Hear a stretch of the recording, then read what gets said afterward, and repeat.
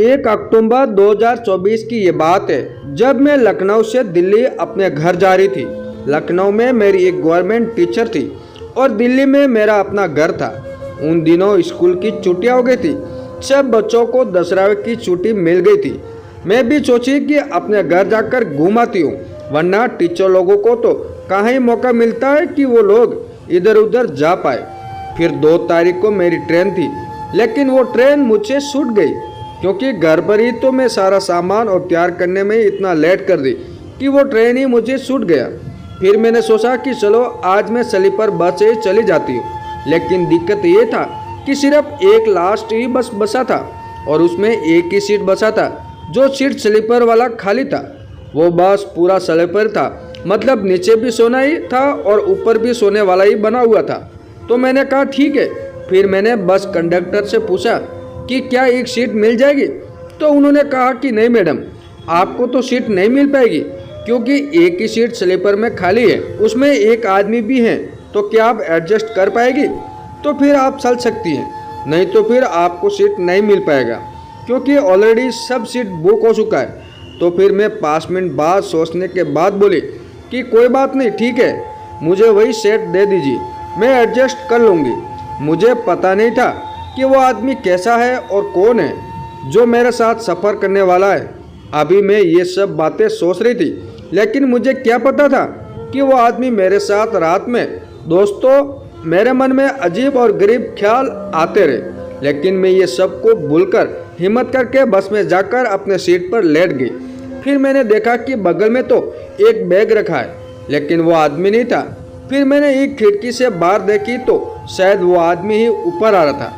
वो दिखने में बिल्कुल 30-35 साल का ही लग रहा था, मतलब वो आदमी नहीं है, अभी जवान लड़का जैसा ही था। मैंने सोचा कि अच्छा चलो ठीक है, ये कोई अंकल नहीं है, नहीं तो पूरा रास्ता एकदम बोर कर देते। उसके बाद वो लड़का आया, जीन्स और शर्ट पहना हुआ था। फिर मैंने देखा कि वो स्लीपर बस में ही अपने कपड़े चेंज करने लगा। उसने जीन्स चेंज करके लोअर पहन लिया और फिर वो ऊपर आकर लेट गया। उन्होंने कहा कि मैडम आप मेरी सीट पर। मैंने कहा कि मुझे भी ये सीट मिली है, आप बस कंडक्टर से पूछ लो। तो फिर बस कंडक्टर ने उसे समझा दिया। वो बोला अच्छा ठीक है, मुझे तो कोई दिक्कत नहीं है, अगर मैडम कंफर्टेबल है तो मैं तो बिल्कुल ही ठीक हूँ। अब सफ़र शुरू हो गया था और जब मैं उसे देखी तो वो गाना गाने लगा क्योंकि वो ब्लूटूथ लगाकर गाना सुन रहा था। फिर उसके बाद धीरे धीरे समय बीता और करीब 10 मिनट बाद बस खुल गया। बस धीमे धीमे चल रहा था और फिर तेज रफ्तार पर पकड़ लिया। अब स्लीपर बस में तो ज़्यादा जगह होती नहीं है, 2 लोग होते हैं तो दोनों आपस में टच तो हो ही रहे थे। लेकिन हम दोनों के बीच अभी तक ऐसी कोई बात नहीं हुई थी जिसे कोई गलत समझ सके। लेकिन फिर भी मैंने देखा कि वो आदमी जैसे ही रात होती जा रही थी, वो आदमी धीरे धीरे मेरे पास आता जा रहा था। मुझे पहले तो अजीब लगा, लेकिन मैं चुप रही। फिर मैंने सोचा कि ये क्या हो गया है, कहीं ये मेरे साथ कुछ गलत तो नहीं करने वाला है। मेरे मन में बहुत सारे ख्याल आने लगे और फिर मैं सोचने लगी कि अब तो मैं इसको 1-2 थप्पड़ मार ही दूंगी अगर इसने थोड़ी सी भी और बदतमीजी की तो। फिर मैंने देखा कि वो 5 मिनट बाद मेरे थोड़े और करीब आने लगा। तो मैंने कहा कि तुम पागल हो क्या, तुम्हारे घर में माँ बहन नहीं है क्या, तुम अच्छे से सो नहीं सकते, तुम अपनी माँ के साथ भी ऐसे ही सोते हो क्या?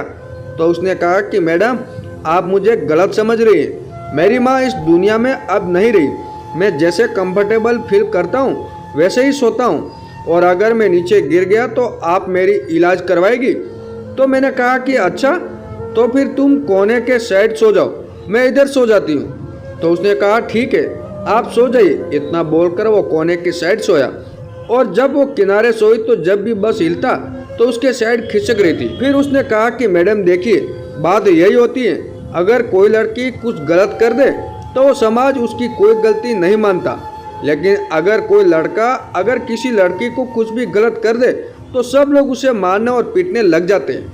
लेकिन ज़रूरी नहीं कि हर लड़का गलत हो।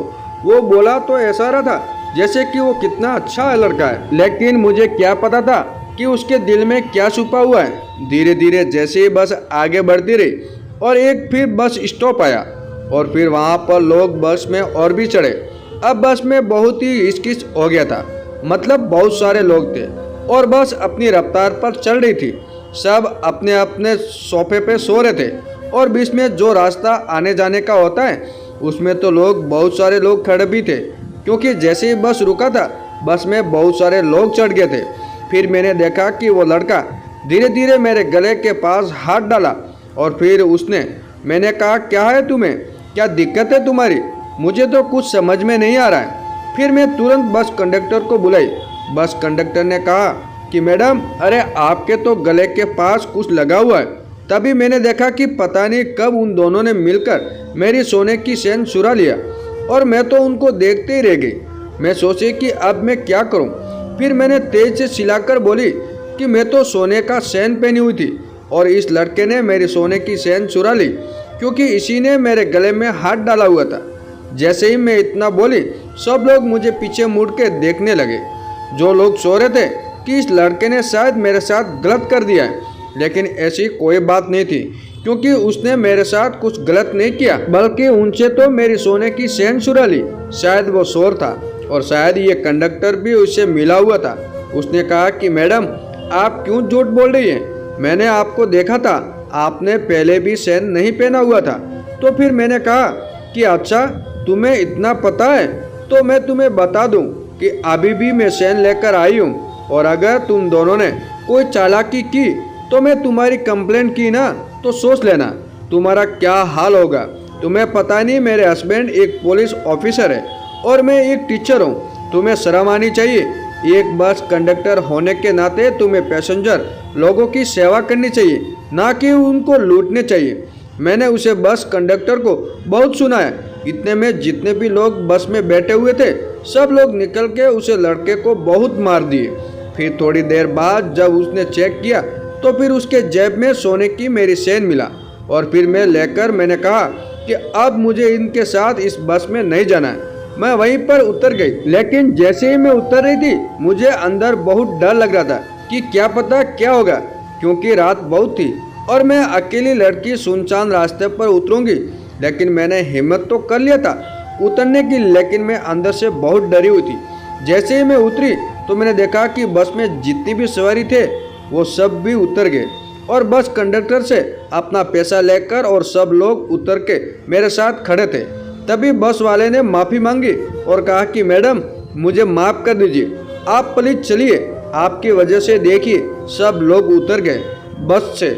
मैंने कहा कि मैं तो इस बस से कभी ना जाऊंगी, लेकिन मैं इन सब लोगों की वजह से जा रही हूँ, जो लोग मेरे साथ खड़े हैं, क्योंकि इन्हें भी अपने अपने मंजिल पर पहुँचना है और मुझे भी दिल्ली जाना है। तो फिर इसलिए बस इस बार बैठ रही हूँ। आगे से तुम हमेशा किसी भी लड़कियों को अपनी बहन और अपनी माँ की नज़रों से देखना। ये नहीं कि किसी की कुछ चुरा लिए तो किसी की कुछ चुरा लिए। चोरी और बदमाशी ये सब की माफ़ी कभी नहीं मिलती। इसलिए हमेशा अपने काम को लेकर ईमानदार रहना और कभी भी एक मजबूर लड़की को तो कभी भी अपने जाल में मत फंसाना। उसकी पाप तुम सोच भी नहीं सकते कितनी लगेगी और तुम्हें कितना दुख झेलना पड़ेगा। फिर हम सब बस में बैठे और बस धीरे धीरे अपने रफ्तार पर चलने लगी। फिर मैंने देखा कि वो जो लड़का जिसने मेरी चेन चुराया था वो ऊपर की सीट से उतर के नीचे को बैठ गया था और फिर वो मुझे नजरें भी नहीं मिला पा रहा था, क्योंकि उसने काम ही ऐसा किया था। मैं भी उसे कुछ ना बोली, क्योंकि उसने बोलने लायक कोई भी काम नहीं किया था। फिर बस जैसे ही दिल्ली आई मैं उतरी और जाकर ऑटो पकड़ी और सीधा अपने घर पर आ गई। मेरा दिमाग बहुत ही खराब हो गया था। मैं कभी अपने सपने में भी नहीं सोची थी कि मेरा सफ़र ऐसा कटेगा। वो तो भगवान का शुक्र है कि मुझे सही सलामत मेरा सोने का चैन भी मिला और मेरे साथ कुछ गलत भी नहीं हुआ।